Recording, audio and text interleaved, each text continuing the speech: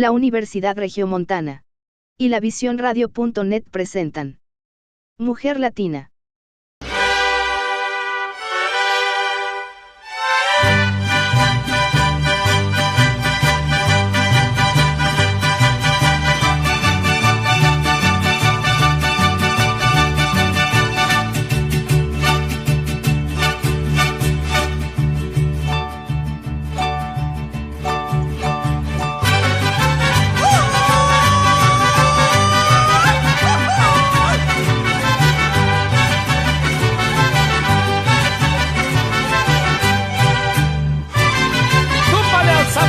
Isabel, como tú sabes, cansada.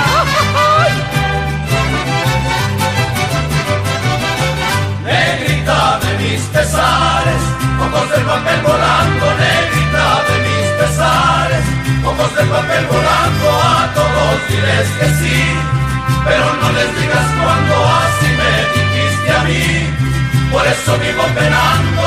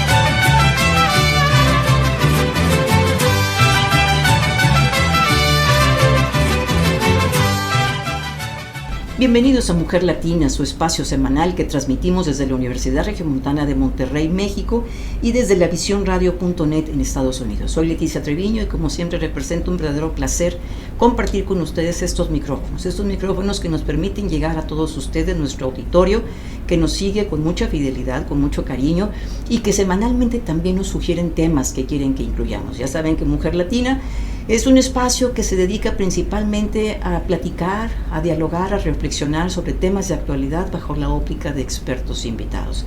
Aprovecho para poner a su disposición mi correo electrónico trevino@u-medioerre.mx. Gracias a las personas que durante la semana nos escriben y nos hacen llegar sus comentarios y sus sugerencias. Bueno, pues estamos en septiembre en México.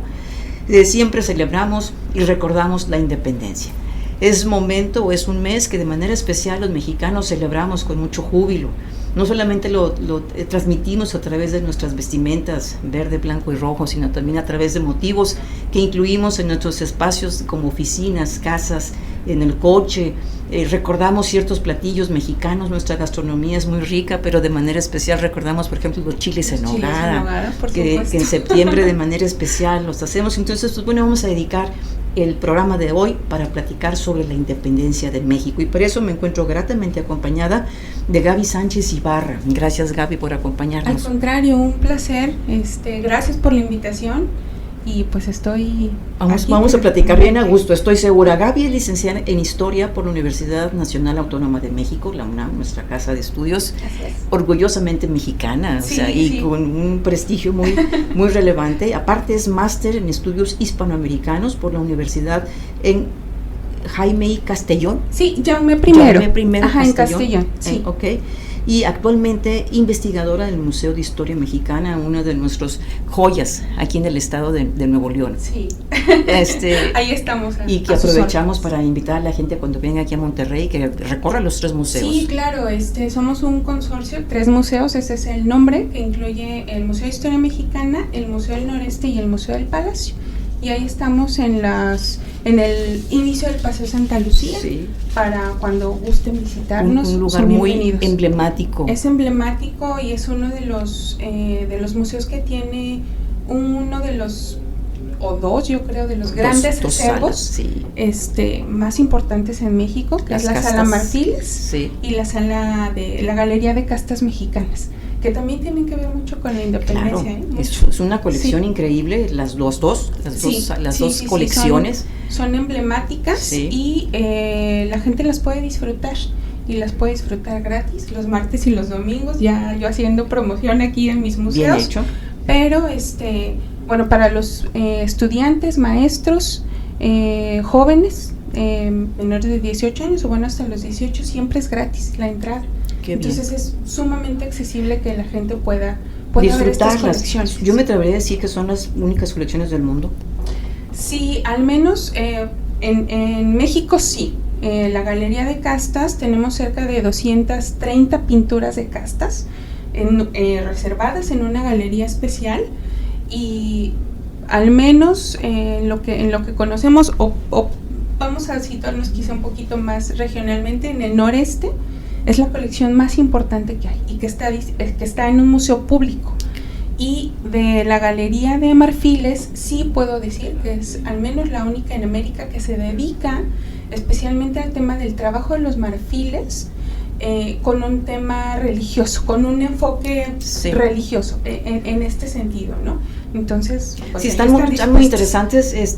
Vamos a una vez a comprometer a Abby para que en los próximos programas claro, platiquemos específicamente de estas dos colecciones, porque ahora vamos a celebrar nuestra independencia y quiero que nos platiques, Gaby, los antecedentes de la independencia de México.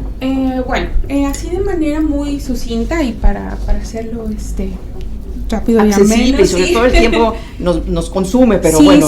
siempre hemos, o siempre se ha dicho que bueno, los antecedentes directos son las reformas borbónicas, ¿no? Como esta serie de sucesos que nada más desencadenaron la independencia porque pues la gente estaba por ahí inconforme. Fueron varios sucesos que tienen que ver con el ámbito nacional, pero también con el internacional. Podemos mencionar la independencia de Estados Unidos como un antecedente directo, a pesar de que hay casi 60 años de distancia, 50.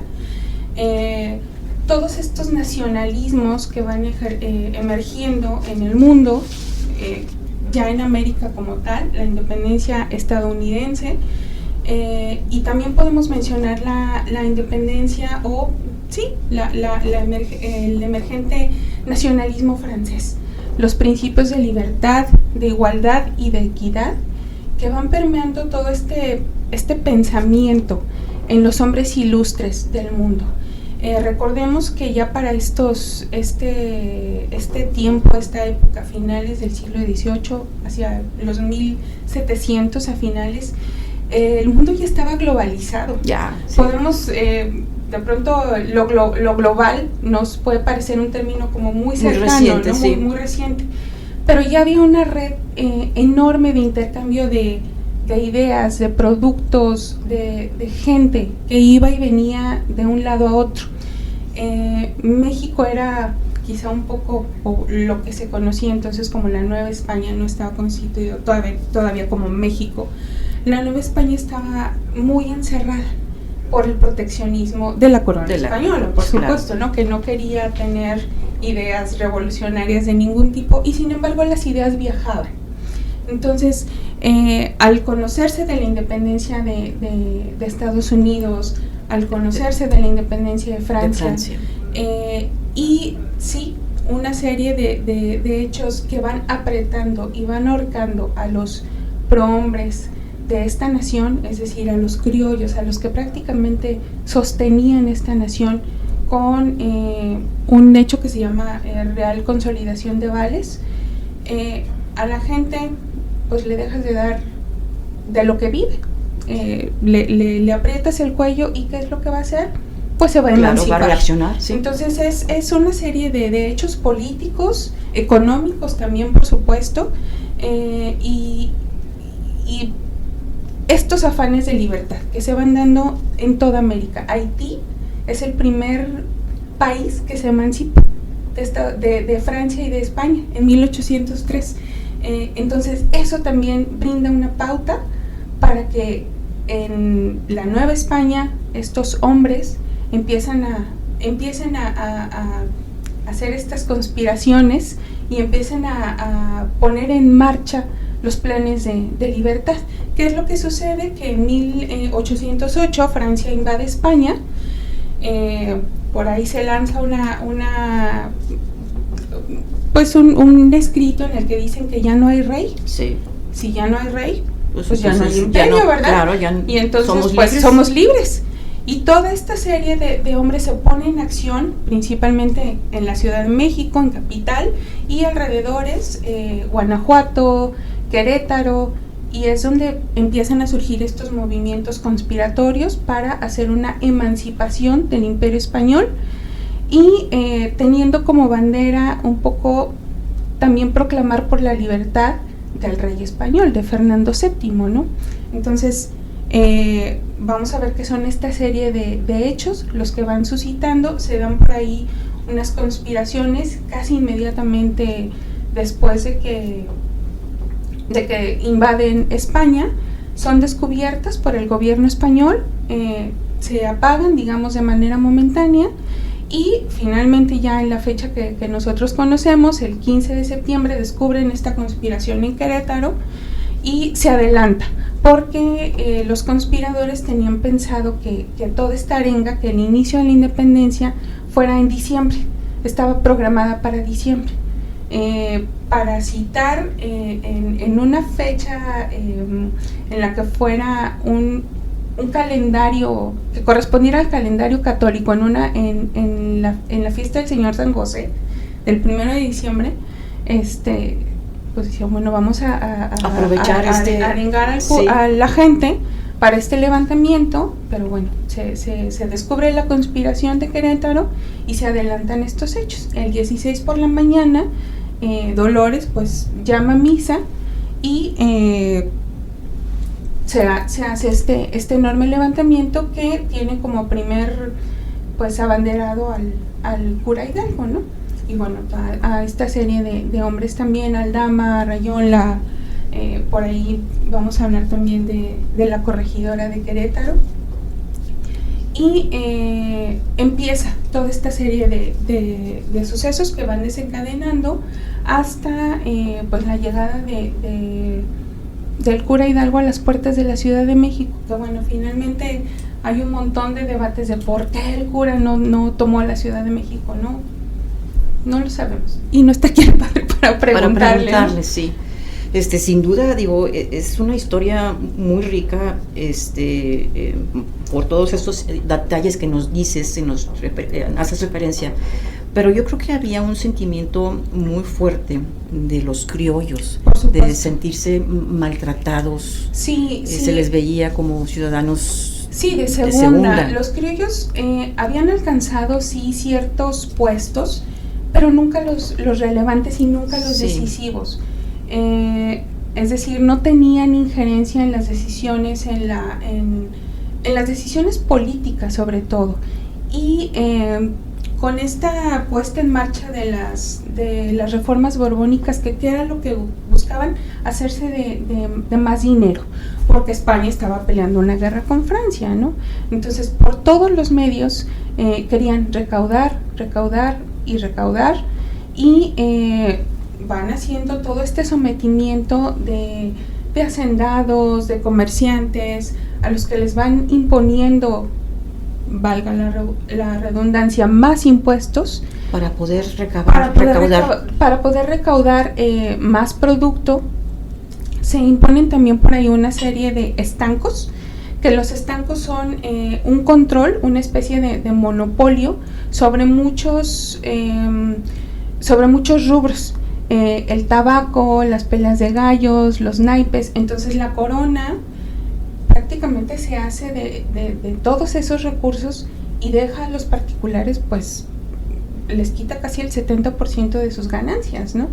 Entonces, ¿qué es lo que hacen estos hombres? Bueno, pues ¿en dónde está mi ganancia? Pero aparte, ¿en dónde está mi relevancia, pues como hombre, como ciudadano y como empresario, podemos decirlo, sí. ¿no? Y sí, lo que mencionas, este sentimiento de ya no saberse libre, de saber que está sometido a un imperio y que tu rey, jamás ningún rey español visitó sus colonias en América, jamás. Entonces todo estaba... eran puros sentimientos que estaban reprimidos y estaban guardados y en un afán de libertad. Vamos a hacer una pausa, Gaby, ya se nos fue el tiempo bien rápido ya y nos queda mucho que platicar sobre la independencia, pero hacemos una pausa y regresamos. Estamos en Mujer Latina.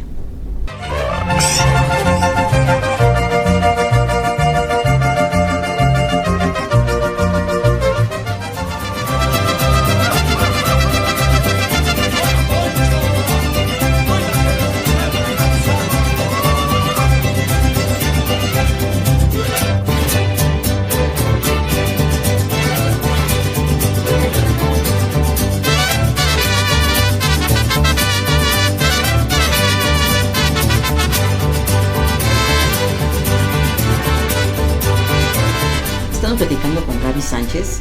Ella es investigadora en el Museo de Historia Mexicana y aparte especialista en independencias. Y dado que estamos en México celebrando y recordando en este mes de septiembre nuestra independencia, estamos platicando precisamente de nuestra independencia de México. Gaby, la presencia del clero en esta batalla, en esta lucha, es muy fuerte. Sí, y de suma importancia. En México tenemos una situación con el clero, o tuvimos una situación con el clero que no pasó en otros virreinatos. Quizá en el del Perú, sí, que es la participación del clero y que los principales dirigentes o adalides de la independencia, de los movimientos de independencia fueron curas, fueron párrocos, es decir, el clero secular. ¿Por qué esta participación del clero? Bueno, la iglesia era la gran empresa, la gran prestataria de servicios, sí. No nada más de servicios, sino monetariamente. Monetaria, claro. Era prácticamente el banco del virreinato, y la corona española tenía una gran deuda con el clero. El clero obviamente se hacía de todas estas propiedades, se hacía también de negocios, de empresas, de comercio transatlántico. Los curas como tal tenían acceso a la administración pues, pecuniaria, ¿no? Sí, de pública, moneda sí. Pública, y con todas estas reformas borbónicas les son suspendidos muchos derechos. Entonces, por supuesto que los curas iban a protestar, claro, sí, ¿verdad? Sobre todo los criollos, sobre todo los que habían nacido aquí y que, bueno, de alguna manera veían minados sus intereses con todas estas reformas. Y los curas, obviamente, por ser pues oradores, gente cercana con mucha a la gente, con muchísima influencia, pues son los que van arengando, ¿no? a la multitud, y también, pues por supuesto, por este sentido nacionalista de saberse ya independizados. Tuvieron una gran participación. Tú ahorita hablaste de conspiraciones. Yo creo que muchas de esas conspiraciones fueron promovidas por los curas. Que se apoyaban en gentes de sociedad. La Güera Rodríguez, por ejemplo. Hay, por lo menos se conocen dos conspiraciones que fueron minadas, una en la Ciudad de México y otra en San Miguel, antes de 1811, y en las que había participación de estos curas. La independencia, podemos decir que pues sí, la hicieron hombres de sociedad, mujeres de sociedad, porque las mujeres también tuvieron un papel muy particular en la independencia, y finalmente fue gente ilustrada, ilustrada en este sentido de que sabía a lo que se enfrentaba, que iba nuevamente por estos principios de legalidad y de igualdad, y con la participación de los curas, bueno, van permeando los pensamientos en la multitud, en la gente del pueblo, y es así. Yo creo que también es motivo de orgullo esta gente ilustrada, como bien señalas, que es gente nuestra. Gente que tuvo el talento y la capacidad y la competencia para poder establecer estrategias de cómo llegar a nuestra libertad e independencia. Claro, esta gente estaba muy influenciada por la política francesa sobre todo.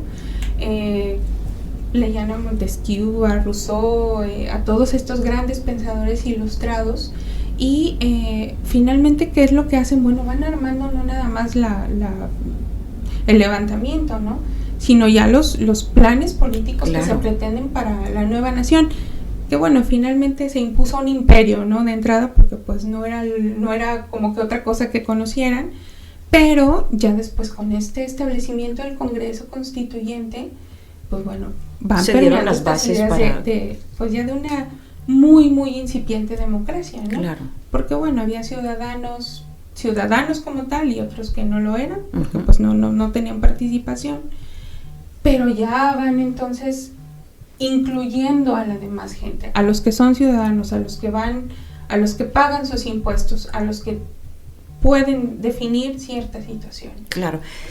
¿Cuáles señalarías tú, Gaby, como los principales o los aspectos más relevantes que nos deja esta independencia? De pronto nosotros decimos, ¿historia para qué? O sea, eso sí, es muy bonito recordar ciertas cosas, es muy bonito vestirnos de los colores patrios y comer chiles en nogada, pero ¿cuál es el significado de todo esto? ¿Qué es lo que podemos destacar como mexicanos? Yo creo que los movimientos de independencia son, tanto el de México como el de los diferentes virreinatos, son la base de las naciones.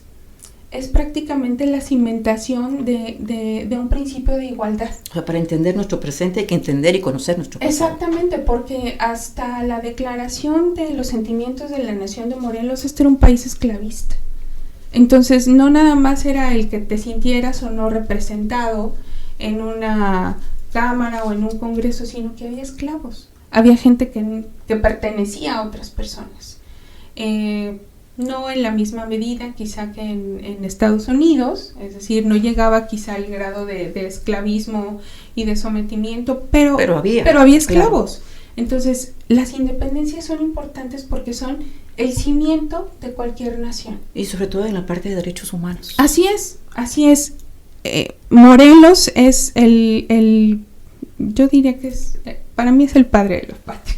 No vamos a discutir eso. Para mucha gente es el padre de la independencia, el padre de la patria. Porque es el primero que habla de estos principios de igualdad, de estos principios de independencia, de la no esclavitud.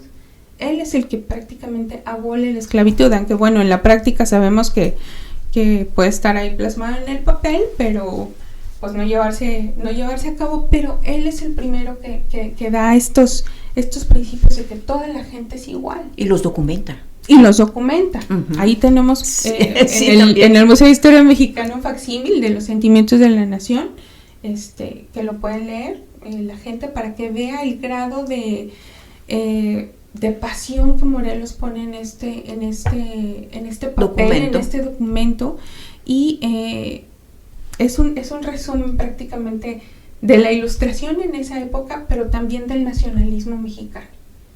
Entonces tú destacarías eso, el principio de igualdad. Yo destacaría eso, el principio de igualdad, el cimiento de la nación.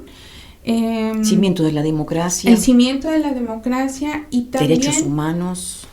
Y también es, Leti, lo que durante todo el siglo XIX van a estar repitiendo las diferentes facciones de poder, conservadores, liberales, reformistas, imperialistas, etcétera, etcétera. Entonces, ¿para qué nos independizamos?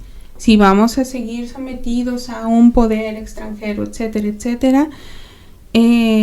Durante la Guerra de Reforma, en el establecimiento del Segundo Imperio Mexicano con Maximiliano, los republicanos todo el tiempo atañen, bueno, ¿y para esto nos independizamos? Para que otro gobierno, que en esta ocasión era Francia, venga y nos diga a nosotros qué hacer. Organizarnos. Nuevamente queremos ser súbditos, nuevamente queremos estar sometidos a un poder extranjero. Pues no.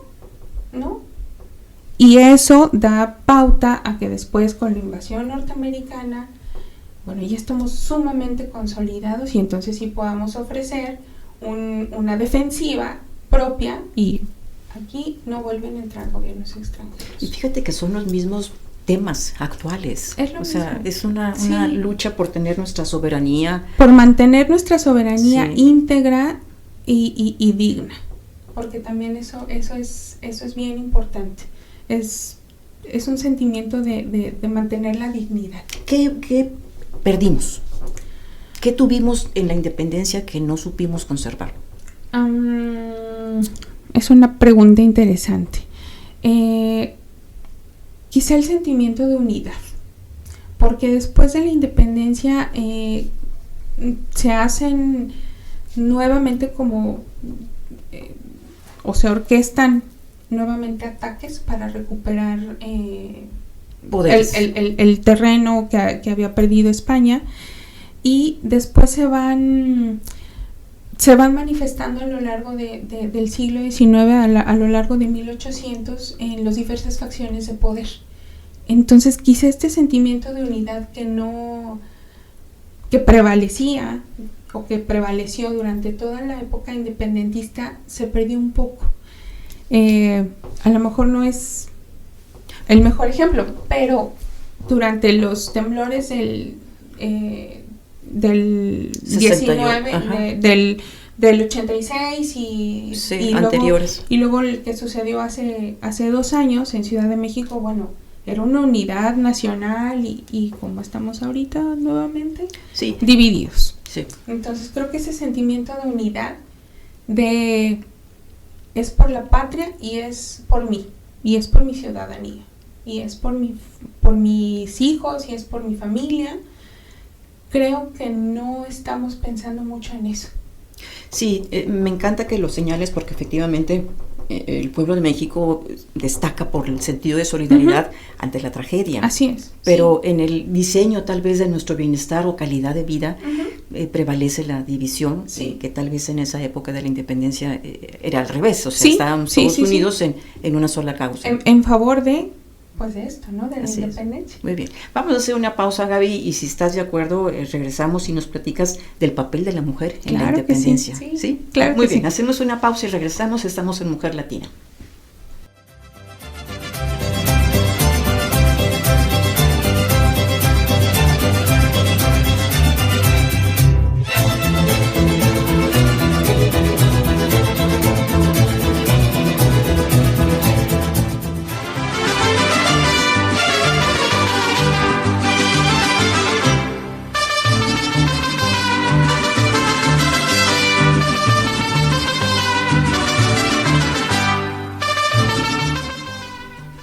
Estamos en Mujer Latina, transmitiendo en la Universidad Regiomontana de Monterrey, México, y en la visiónradio.net en Georgia, Estados Unidos. Y estamos platicando con Gaby Sánchez, la estoy disfrutando enormemente. Ella es investigadora en el Museo de Historia Mexicana y nos está platicando, estamos aquí dialogando, me está instruyendo muchísimo sobre la independencia de México.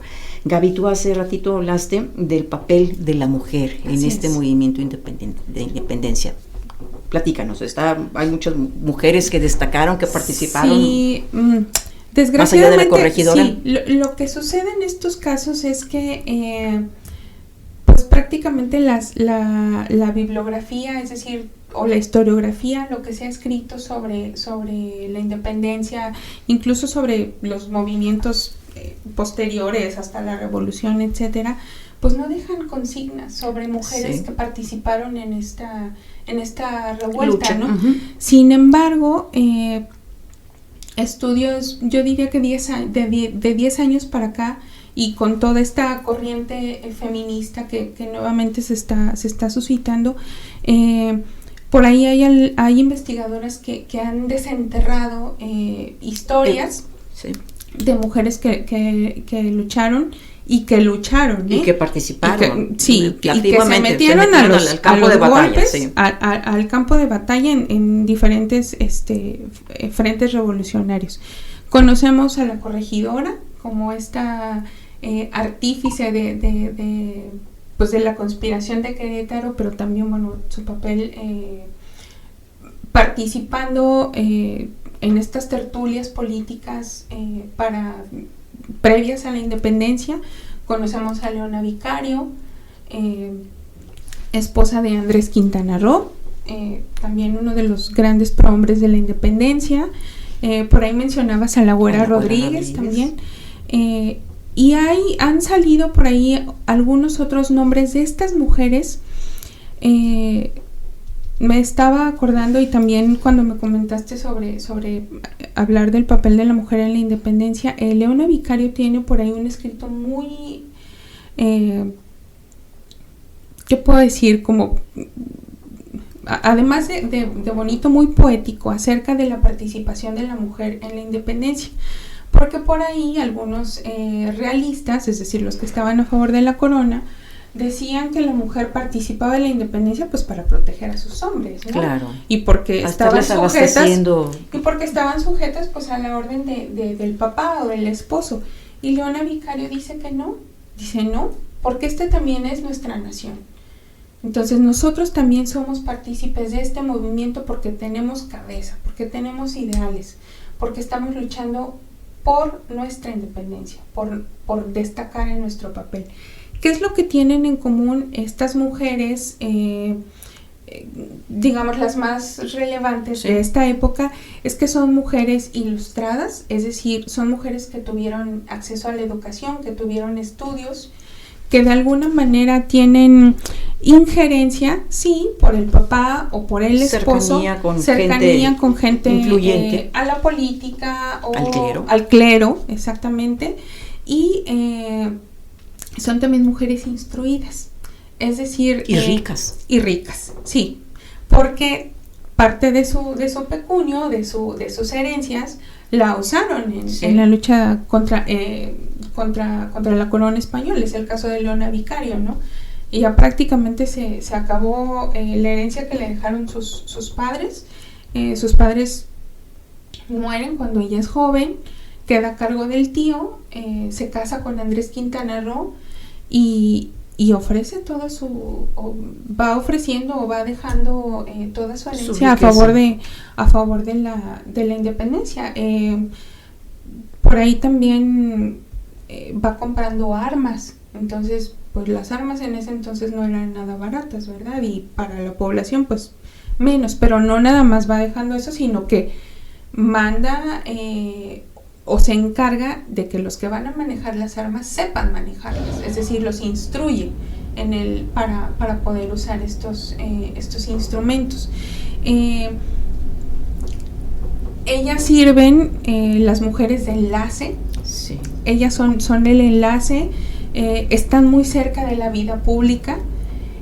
Por ahí hay escritos en los que dicen que estas mujeres seducían a los realistas, no en el término de seducirlos de una manera romántica ni amorosa, sino aunque en algunos casos sí, como la Güera Rodríguez, los seducían para que se cambiaran de bando. A eso se referían, es decir, estabas peleando por la corona, pásate de nuestro lado, ¿no? Y muchas de ellas lo consiguieron. Entonces ellas sirven también como correos, es decir, van guardando toda esta serie de cartas, de documentaciones para cuadrangular o triangular los movimientos que se van a hacer en las ciudades. Muchas de ellas pertenecieron a un grupo que se llama los Guadalupes. Este movimiento de los Guadalupes era una especie de sociedad secreta en la que tenían como consigna que todos los documentos que les llegaban se destruían. Sin embargo, pues por ahí quedaron evidencias, por eso algunas pues las atraparon, las metieron a prisión, estaban por ahí guardadas unos meses, después pues salían y como que con la consigna de que no vuelvas a hacer eso, por favor, y ellas no se rendían ante la causa independentista, ¿no? Entonces, hay por ahí otras mujeres que en el caso del Archivo General de la Nación se han ido descubriendo su participación durante la independencia, y algunas literalmente entraron a los golpes. Y algo también interesante es que eran mujeres que también continuaban con su maternidad o con su papel de familia. La corregidora tuvo 14 hijos. Sí. Ahí nomás para dime si no es una heroína de la patria dando tantos hijos a México. Digo, no porque eso esté consignado, pero ellas tenían ese rol. Ellas estaban supeditadas al marido, al papá, al tío con el que vivían, y sin embargo no dejaron de ser estas proveedoras del hogar, pero también proveedoras de ideas. Claro. Muchas escribían, Leti, en periódicos, por ahí bajo seudónimos, incluso seudónimos masculinos, dando ideas, o sea, arengando nuevamente a la población a que no se rindieran ante la causa. Leona Vicario era una periodista, ¿verdad? Finalmente, tuvo muchos escritos en periódicos, sin descuidar pues su papel. Claro, y este doble rol que todavía tenemos hasta la fecha, precisamente les daba la facilidad de poderse comunicar muy bien con la gente del pueblo y con la gente influyente. Del poder o del poder económico o político. Entonces, me parece muy bien que señales que eran mujeres ilustradas, instruidas, con dinero, una red de contactos muy vasta, eran enlace para la vida pública, y eran facilitadoras para que la gente para que las cosas se dieran. Claro. Incluso hasta prestaban sus mismas casas como espacios para las tertulias famosas. Para las tertulias famosas, antes del movimiento de independencia, eran ellas las que organizaban este tipo de reuniones en las que se discutían pues temas de diversa índole, pero ya sobre todo en esta época, tendiente a la independencia, ¿no? Ellas eran las facilitadoras. Qué interesante todo esto, Gaby. Lamentablemente nuestro tiempo es limitado, pero hay mucho que pudiéramos agregar y platicar sobre la independencia. Por ejemplo, esto que señalabas en el bloque anterior de las herencias positivas de la independencia, pues es todo nuestro concepto de igualdad, de equidad, de no esclavitud, derechos humanos, democracia, principios que todavía tenemos ahora y que es para entenderlos bien es importante contextualizarlos en nuestro pasado. Sí. Y hay muchas maneras de que la gente pueda acercarse a la historia.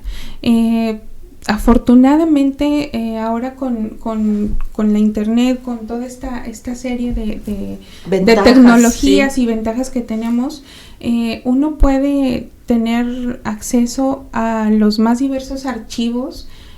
Cuando yo estudiaba, pues era meterte al archivo, y ensuciarte y tener que ir in situ, ¿no? Ahora ya hay muchísimos archivos que están disponibles para todo el público. A veces ni siquiera hay que crear una cuenta. Están ahí, los papeles están ahí disponibles.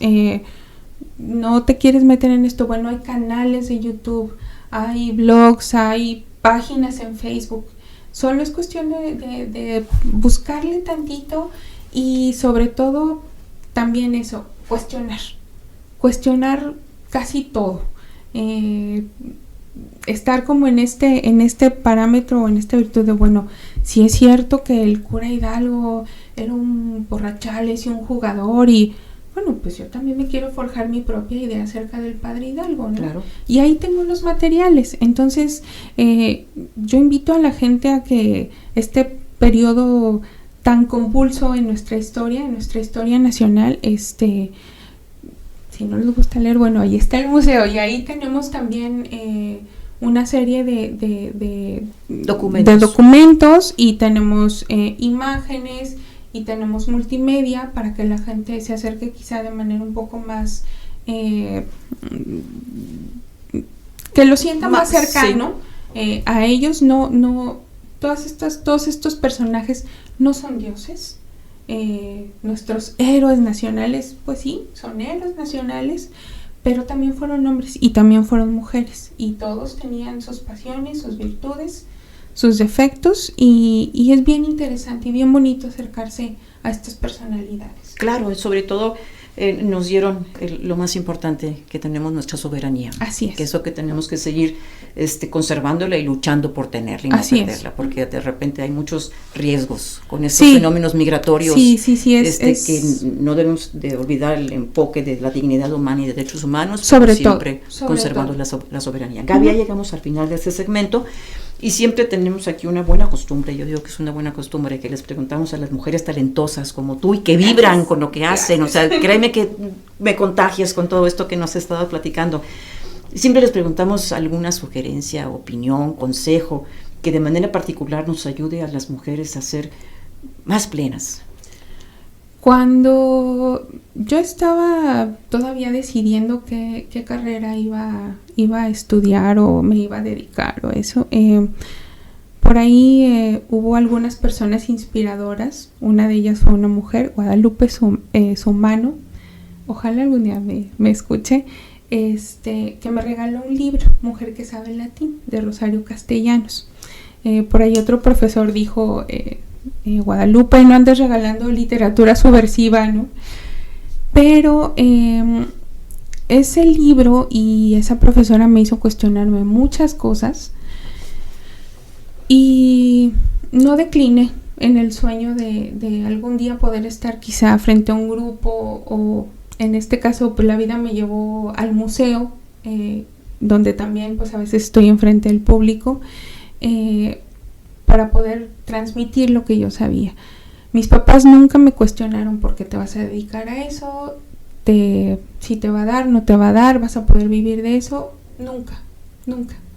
Porque yo sabía que si algo me gustaba y si lo hacía bien, podía vivir de eso. Entonces, yo creo que ahora imbuidos en un mundo que es muy materialista, no hay que dejar de perseguir los sueños y los ideales propios. Creo que eso me sirvió y le podría servir pues a muchas mujeres, claro, a muchas niñas, a muchas jóvenes. Si quieren ser astronautas y si quieren ser físicas nucleares, adelante, y si quieren ser literatas, que sigan. Siga tu sueño y prepárate. Y que no declinen en eso. Muy bien, pues muchas gracias, Gaby. Fue un placer realmente tenerte en este programa. Gracias también por recomendarnos un libro, claro, Mujer que sabe latín. Mujer que sabe latín. Rosario Castellanos.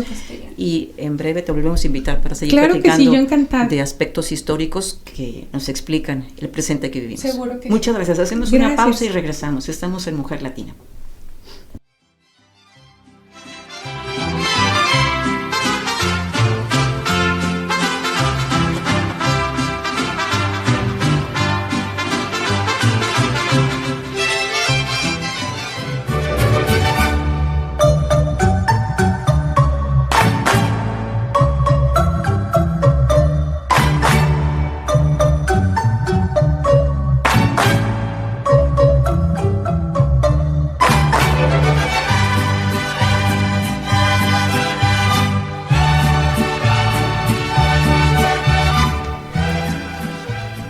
Estamos dedicando este programa de Mujer Latina para platicar sobre la independencia de México.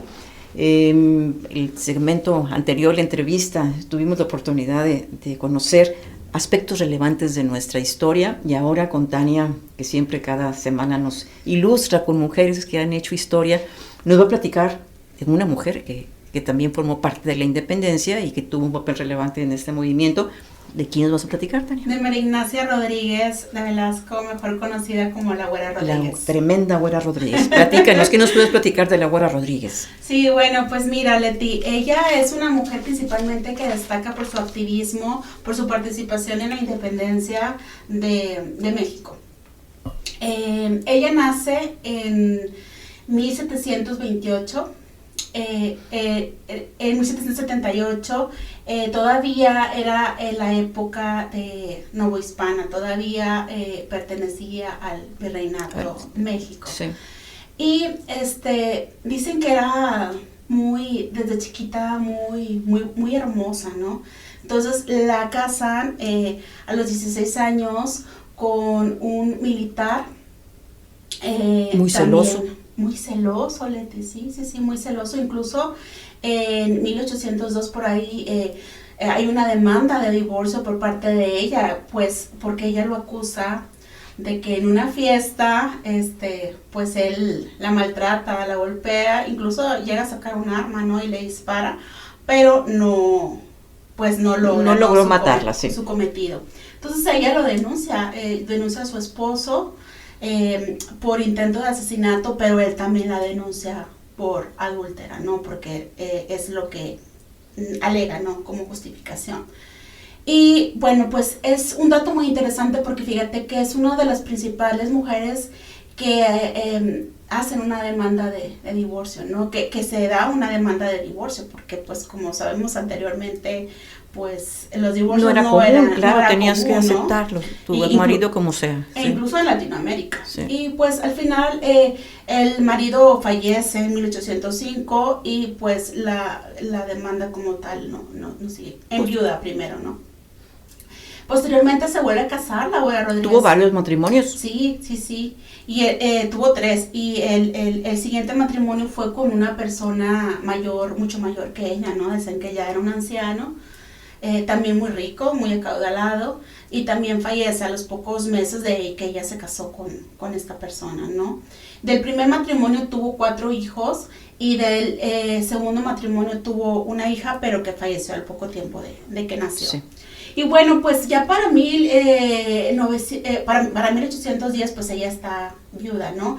Viuda, joven y... rica. Muy rica. Uh-huh. Y pues estalla el movimiento de independencia en 1810 y ella pues apoya al movimiento, a la causa insurgente y dona gran parte de su riqueza a la causa. Incluso se convierte en la mecenas de Miguel Hidalgo y pues por esa situación es llamada por la Santa Inquisición para ser enjuiciada, ¿no? Entonces la acusan de hereje, la acusan de participar en este movimiento y de apoyar a la causa. Pero y era un dato bien interesante porque pues es de las pocas personas pues que logran salvarse de ser torturadas o de ser ejecutadas por la Inquisición, porque dicen por ahí que la abuela Rodríguez les conocía a muchas pues situaciones personales de los inquisidores, que cuando la quisieron juzgar, pues ella saca a relucir esos secretos. Esos secretos, sí. ¿no? Y eso la salva de ser ejecutada. ¿no? O mínimo, uh-huh. pues ser torturada.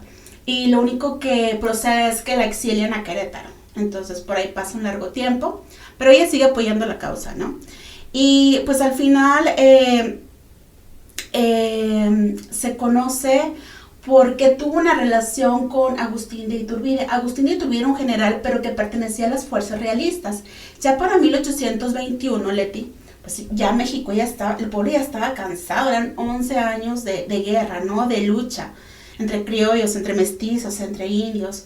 Entonces, pues ya querían una consumación, ya querían la paz. Ella es la que conspira dentro entre los políticos, entre militares, para que por fin se logre la consumación, y ella propone a Agustín de Iturbide para que sea pues quien ¿no? Entonces hace la paz de ser del bando realista, se cambia al bando insurgente y firma la paz con Guerrero. Entonces al final en 1821 se logra la consumación de la independencia. Y ella está pues detrás de todo esto, ¿no? Incluso cuenta Artemio de Vallarispe, que es un cronista y un historiador de la Ciudad de México, que cuando Agustín de Iturbide pues entra a acampar ahí a la ciudad, ya como emperador, iba a desfilar por las calles y desvía su ruta para pasar por la calle de La Profesa, que era la calle, actualmente es la calle Madero, ¿no? De la Ciudad de México, una calle muy importante. Ahí tenía la casa de la abuela Rodríguez, y pasa por ahí para que la abuela lo vea arrogante, ¿no? Pasar, ¿no? Y ella lo ve desde el balcón de su casa, ¿no? Y es una anécdota que ha quedado, pues, en los libros de historia. Entonces, pero al final, este amor, pues, se termina, Iturbide es exiliado, y posteriormente fusilado, y ella, ya consumada la independencia y ya terminado este romance, se aleja de la vida política, de la vida pública, ¿no? Y tiene un tercer matrimonio con una persona incluso menor que ella, y se dedica a vivir su vida, pues, más tranquila, ¿no? Pero dice, toda esta historia de conspiraciones y todo eso nos la cuenta aquí Guillermo Barba. Incluso está novelada, pero pues también tiene muchos datos históricos, datos reales. Y muy amena. Muy amena, sí. Él comenta, escritor dice, Leti, que la abuela Rodríguez debería de considerarse una heroína al igual que lo fue José Ortiz la corregidora. Ajá, y o Gertrudis Bocanegra también, y o Leona Vicario, ¿no? Entonces, pero que pues que a veces tal vez se ha dado más a conocer su vida amorosa, su vida un poco pues alocada, ¿no? Que pues desmerita un poco su lucha en la independencia, ¿no? Es cierto. Entonces, pues hay historiadores que dicen que hay que darle la justa mención, merece, ¿no? Sí. Y bueno, también cuentan, fíjate, datos muy curiosos, porque se conoce más sobre su vida amorosa, social, ¿no? Por así también decirlo, social, personal. Porque dicen que le encantaban las fiestas y también que ella pues siempre andaba al último grito de la moda, ¿no? Sí.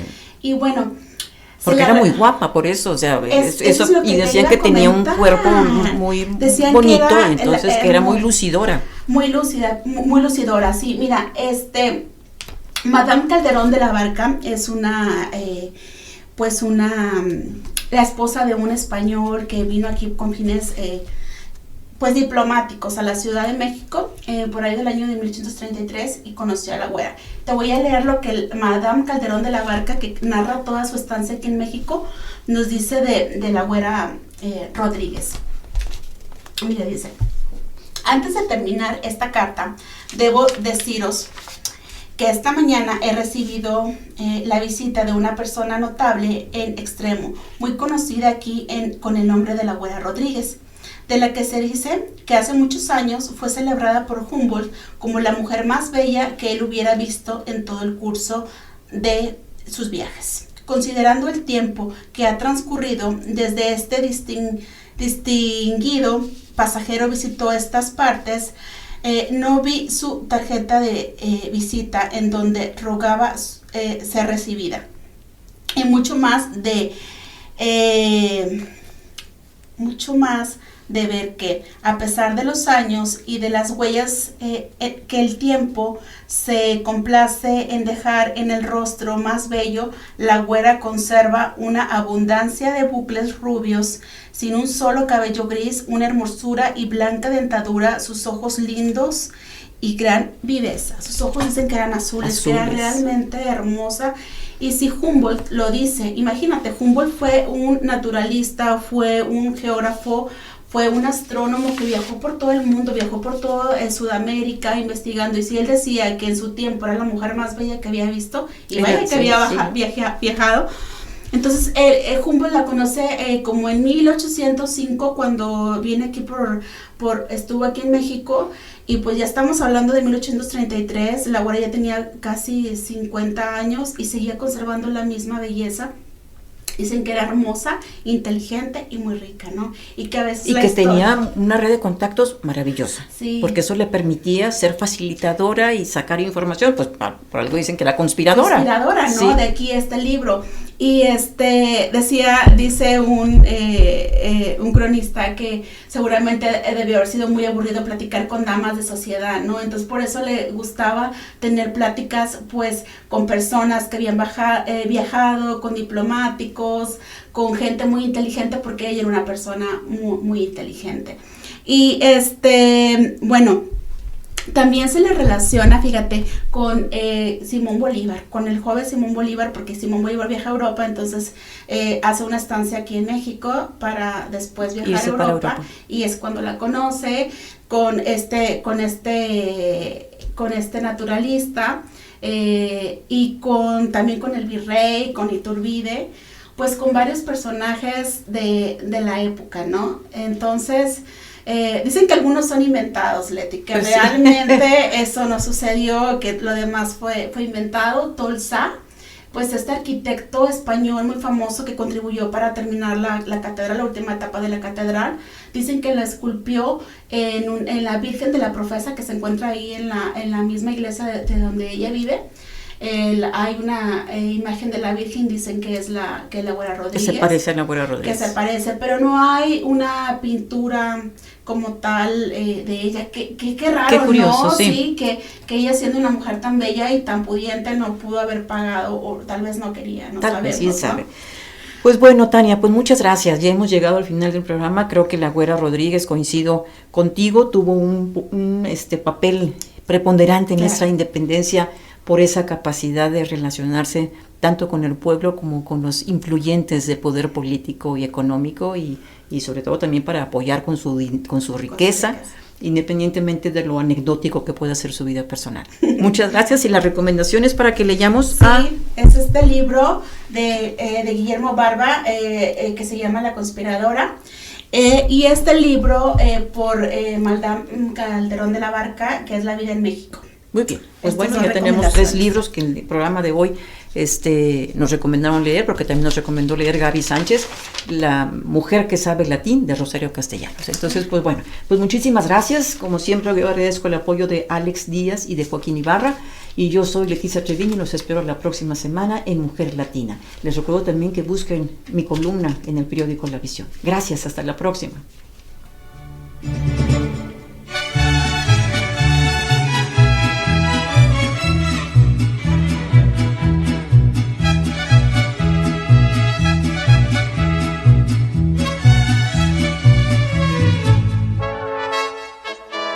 Soy pura mexicana, nacida en este suelo, en esta hermosa tierra que es mi linda nación. Mi México querido, qué linda es mi bandera, si alguno la mancilla le parto el corazón. ¡Viva México! ¡Viva! ¡Viva América! ¡Viva! ¡Oh tierra bendita de Dios! ¡Viva México! ¡Viva! ¡Viva América! ¡Viva! Mi sangre por ti daré yo.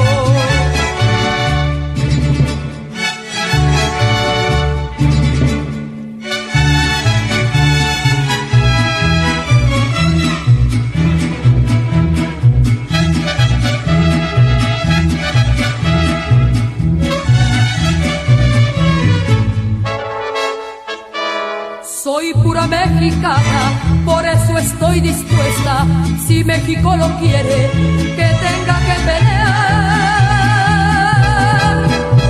Mi vida se la ofrezco, al cabo él me la ha dado, y como buen soldado yo se la quiero dar. ¡Viva México! ¡Viva! ¡Viva América! ¡Viva!